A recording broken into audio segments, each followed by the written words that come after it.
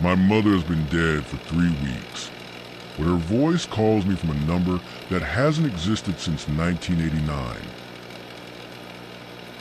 I know how that sounds. I know exactly how that sounds, because I said the same thing to myself the moment I heard it. I said, this is grief. This is what grief does to a person. It makes you hear things that aren't there. It makes you want things so badly that you start to manufacture them from nothing. But I have the voicemail. I still have it. Right now, as I tell you this, it's sitting on my phone, 11 seconds long, and I have listened to it 237 times. I know the exact count. Because I started keeping track the night, I realized I was listening to it more to decode it than to hear her voice. I should tell you what she says in those 11 seconds. And I will. I promise I will. But first, you need to understand who my mother was. Because that's the part that makes this impossible. That's the part that makes the voicemail not just strange, but deliberate.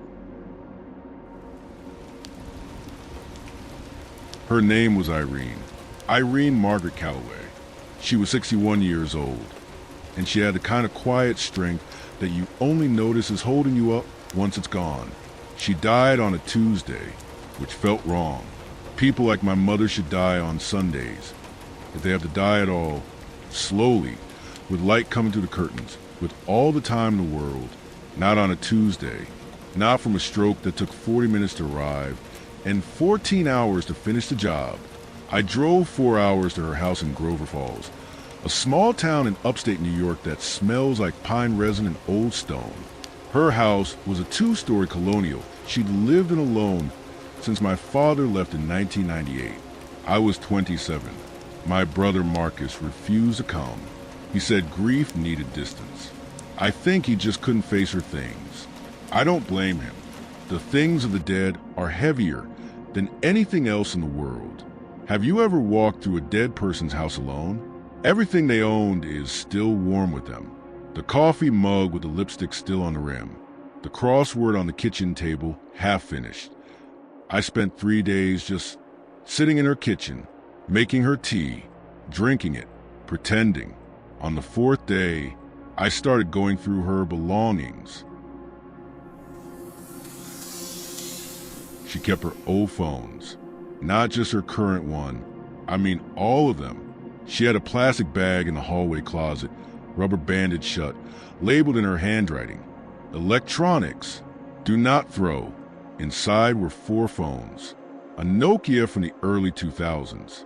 A Motorola Flip she'd carried through most of my childhood. A BlackBerry she'd used briefly and hated. And a Samsung Galaxy S7, her most recent phone. The one she'd had for the last 3 years. The Samsung was the one I needed. It had her photos, her contacts, her texts. I had already called her carrier to figure out how to access it. 3 business days. And then her account was transferred to me. I charged the phone overnight. The next morning, I unlocked it. Let that land. She had 43 unread text messages, mostly from friends who hadn't heard the news yet. Condolence messages that had landed in a dead woman's inbox. I read every one. I don't know why.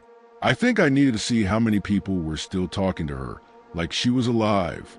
I had gotten through the texts, through her photos, 3,000 for 112 of them, and I was about to put the phone down. When I opened her voicemail app, she had 6 voicemails. 5 were from the weeks before she died. 1 was from me. I'd called her the Sunday before the stroke, and when she didn't pick up, I'd left a message telling her I'd call back later. She never called back, and then I saw the 6th one. It was dated November 19th. My mother died October 28th. Let that sink in. The voicemail had arrived 3 weeks and 2 days after she was buried. It had arrived on a phone that had been sitting in a plastic bag in a closet in an empty house, charging in the dark, waiting. I stared at the timestamp for a long time. I told myself it was a glitch, a delayed message from before she died, caught in some server somewhere, Finally routed through after weeks of limbo. These things happen. I'd read about it. Old voicemails showing up years late. Network errors. Backlogs in carrier systems. I told myself that. Then I press play.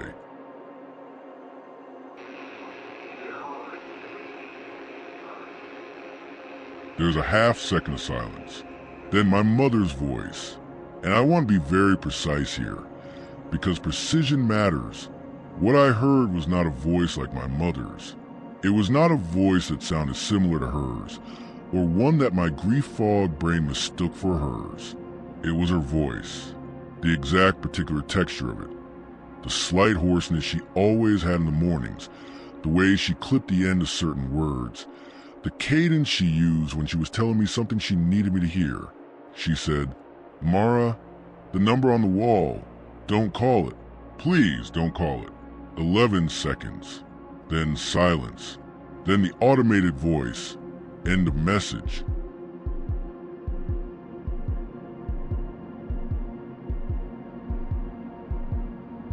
I sat on my dead mother's kitchen floor, and I played it 47 times before I could stand up. This is where most people would put the phone down. This is where most people would call a friend, pour a drink, and eventually convince themselves it was a mistake. I'm not most people, and my mother knew that about me. I did not know what number on what wall she was talking about, not at first, but the phrase itself, the number on the wall, had a specificity to it that made my stomach drop. She wasn't speaking in metaphor. She was pointing at something. I spent an hour going through every room in her house. I checked the kitchen walls, the living room, the hallway, the bathroom upstairs. I checked behind pictures, behind the refrigerator, inside closets. I was about to give up when I went into the basement. My mother's basement was a place I had avoided for 3 days. It was damp and low ceiling, and it smelled like old water and rust. She used it for storage, holiday decorations, tax documents going back decades, a deep freezer she'd had since the 90s. On the far wall, behind a metal shelving unit full of mason jars, written in black marker directly on the concrete, a phone number, 7 digits, no area code. The handwriting wasn't my mother's. I photographed it. I stood in that basement for a very long time, looking at those 7 digits. The concrete around them was stained, old.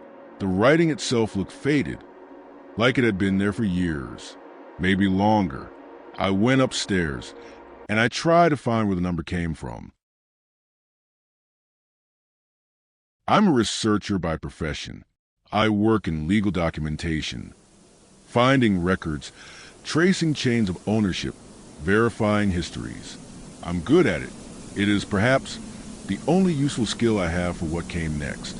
I ran the number through every database I had access to, public records, carrier lookup tools, reverse phone directories, white pages archives going back to the 1970s.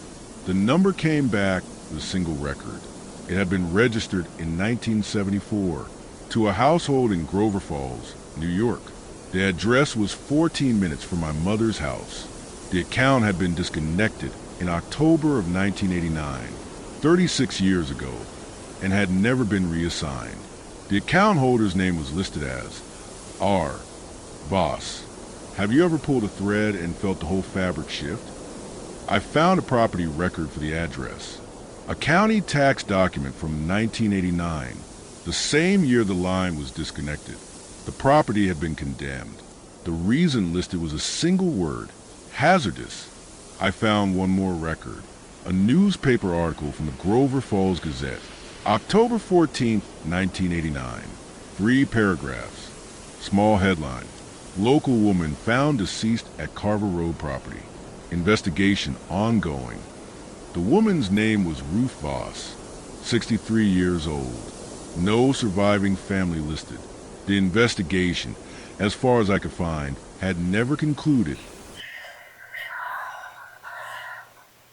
My mother had known. She had to have known. She had lived in this town for 26 years. She had known that number was on her basement wall. She had left it there, and then 3 weeks after she died, she had called to warn me away from it. I didn't sleep that night, and I'd like to say that was the worst part. I'd like to say it ended there. It didn't. If this story is reaching you somewhere quiet, somewhere dark, then you're exactly where the Whispering Hour wants you to be. Subscribe. We'll be here when the lights go out. I drove to the address on a gray Thursday morning, with my phone charged to 100%, my car doors locked, and every reasonable instinct in my body screaming at me to turn around. The house was still standing. Barely. The condemnation notice had yellowed to nothing on the front door. The windows were boarded. The porch had partially collapsed on one side, tilting the whole front of the structure into a slow lean. The yard had been consumed by 36 years of untended growth. Vines threading to the porch slats. Sumac pushing through the foundation cracks. I did not go inside. I want to be clear about that. I did not go inside, but I walked around the perimeter. And on the side of the house, beneath one of the boarded windows, there was a rusted metal box mounted to the exterior wall. A phone junction box.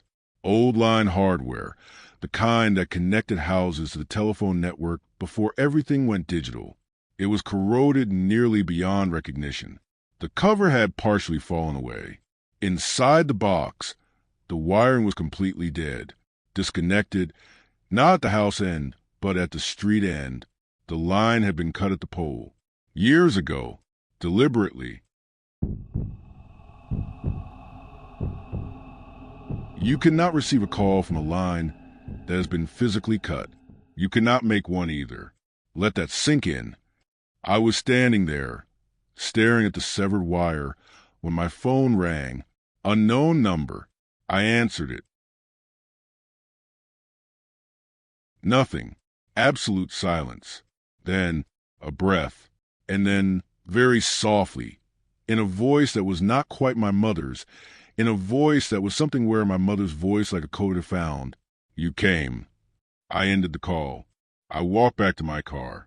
I drove away, and I did not look in the rear-view mirror. This was a choice. I made it consciously, because some part of me understood, on a level beneath language, that I was not supposed to see what was standing in that yard, watching me leave.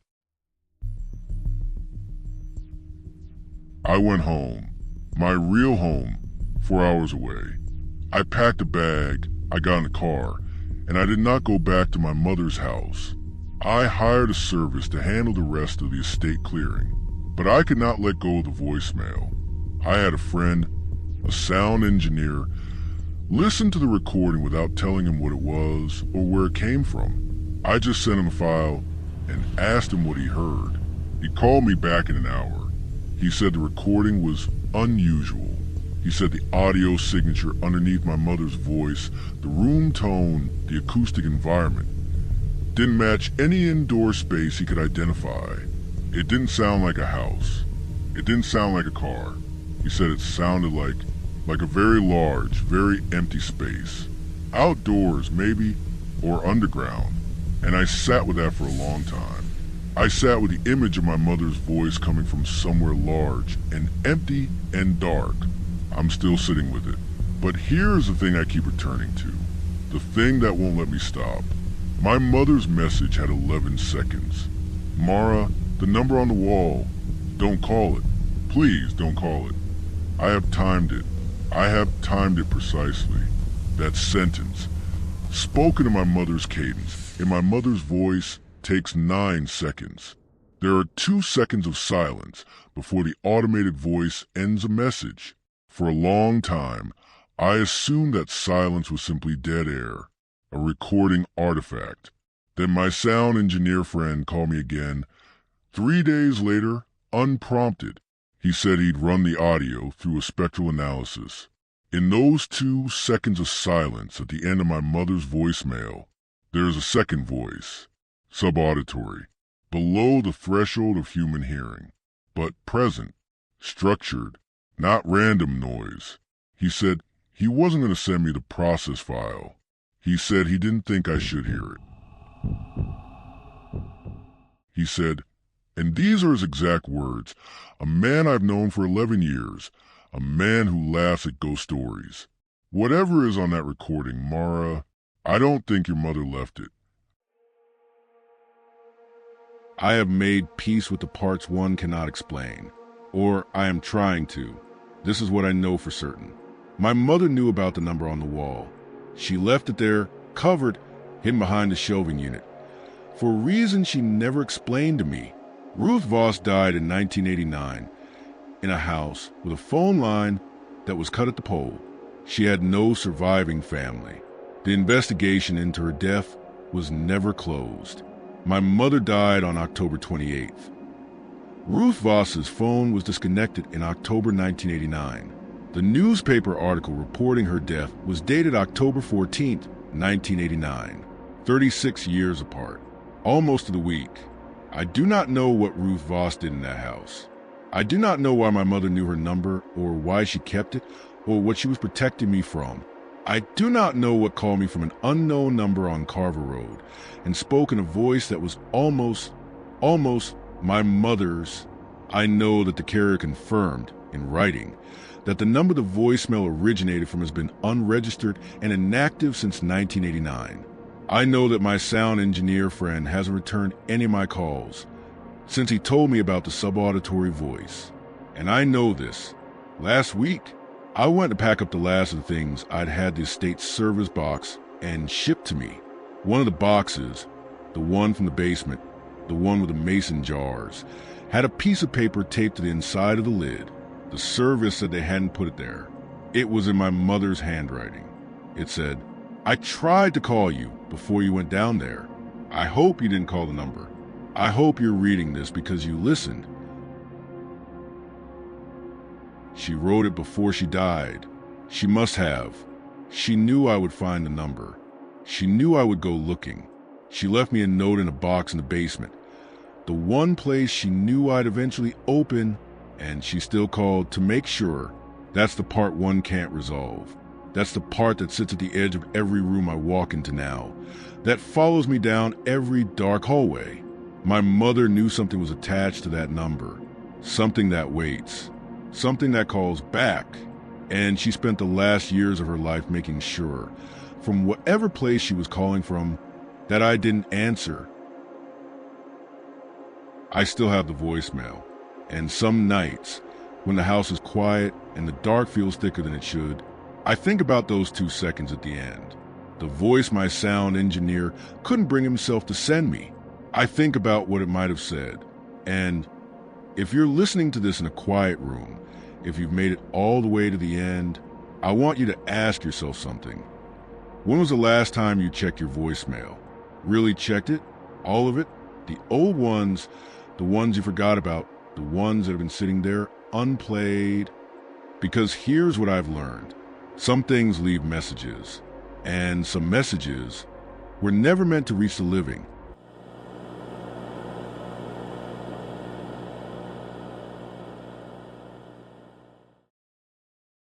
If this story followed you somewhere it shouldn't have, you're already part of the Whispering Hour. Subscribe. Stay close. We'll keep the dark at bay. Together. For now.